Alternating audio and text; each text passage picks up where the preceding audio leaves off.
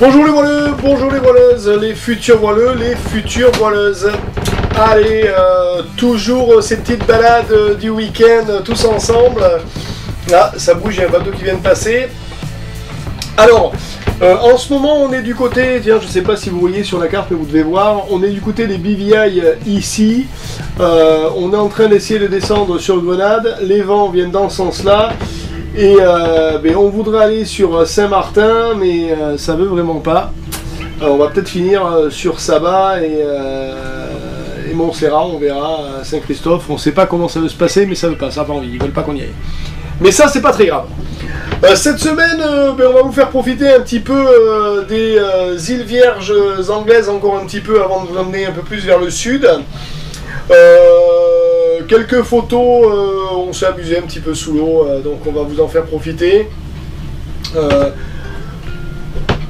Quoi vous dire sur les BVI, ils ont bien ramassé avec cet ouragan qu'ils ont pris. Mais bon, il reste toujours aussi fou. La boule de mouillage est à 30 $ partout. Je sais pas si tu vois, à 30 $ pour passer la nuit. Tu passes 3 nuits sur un truc, c'est 100 $. C'est des malades. Voilà, par contre, beaucoup moins de bateaux qu'il y a quelques années. Vous allez voir, on s'est baladé dans une marina, il y a quand même eu de sacrées grosses destructions. Mais bon, là on est à Negada, c'est l'endroit où on aime quand même bien venir. Si vous avez l'occasion d'y venir, il y a des petites îles partout, c'est très joli. C'est de suite, c'est les BVI.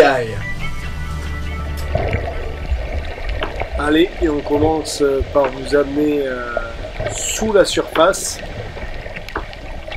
Je suis avec Martin, mon équipier qui va descendre avec moi dans le sud des Antilles. Et on se fait quelques petites séances le long de la corde à la bouée. Très sympathique. Pas grand chose à voir, mais bon, on est bien sous l'eau, on aime ça.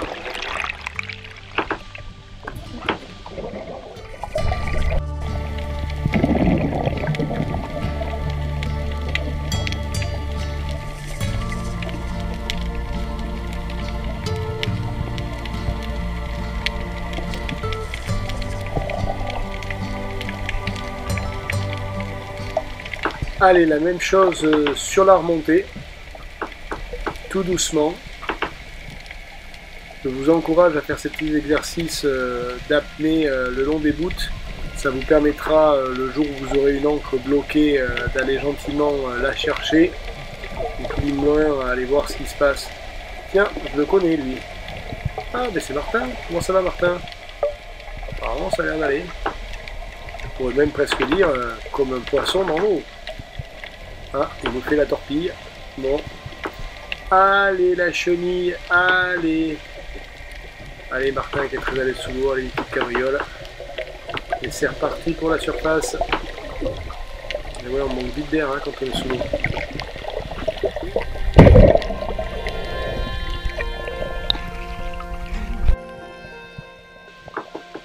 Mais bon, non loin de là, se cachait notre copain, le requin.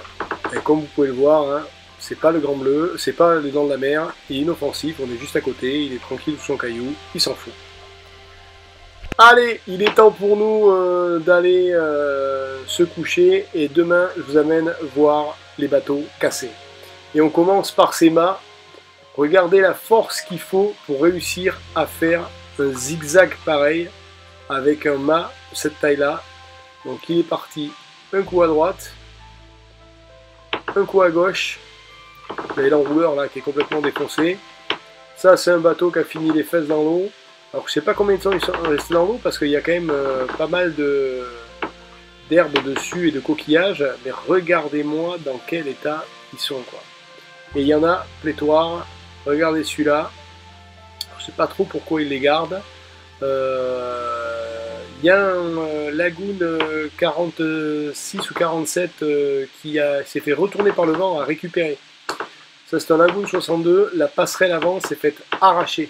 Donc ça c'est la passerelle avant, enfin la passerelle, le trampoline avec le longeron. Regardez là en haut, il s'est fait éclater. Bon, Lagoon 62 hein, que je connais très bien parce que j'en ai skippé pas mal.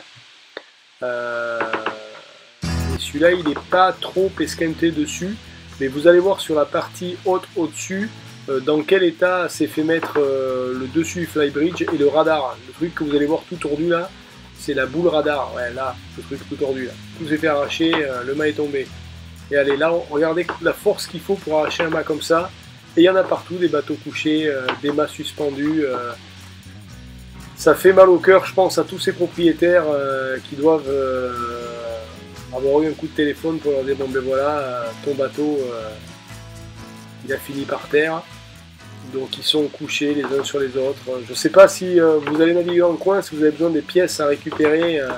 Il y a des hélices, il y a des écoutes, il y a des winches, il y a tout ce que vous voulez. Il y a des moteurs d'annexe, il y a...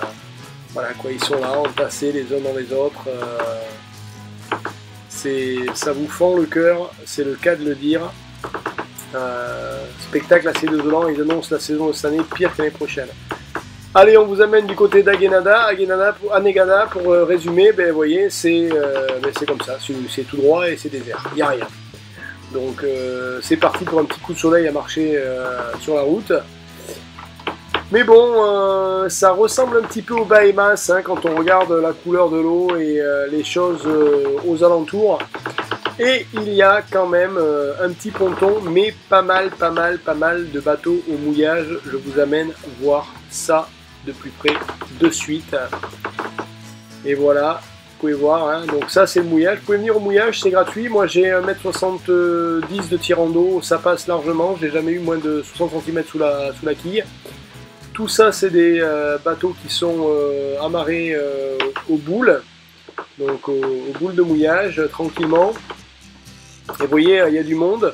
Bon, il n'y a pas grand chose à faire, il y a le côté atlantique où ils amènent voir une plage et puis le soir vous pouvez aller manger quelques langoustes préparées par nos amis, c'est des Dominicains qui tiennent une espèce de petit restaurant là où ils font des langoustes au grill et du poisson, c'est quand même pas mal.